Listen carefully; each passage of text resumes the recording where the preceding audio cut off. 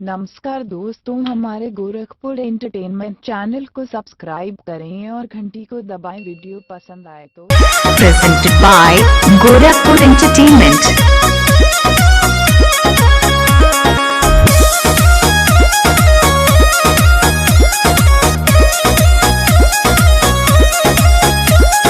लागला उम्मीद रहे होलिया में, यही खातिर आईनी तारा टोलिया में।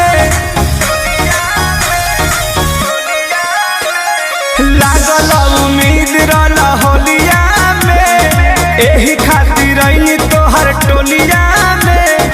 मुंड पिचकारी ना बनावतावे खीसी, ही हंस के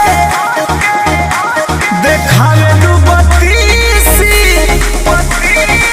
सगरो रंगाई ले लू हम केने मिसी।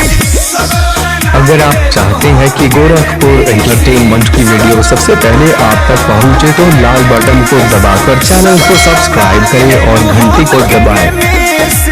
सुन गाइए दिलुजा।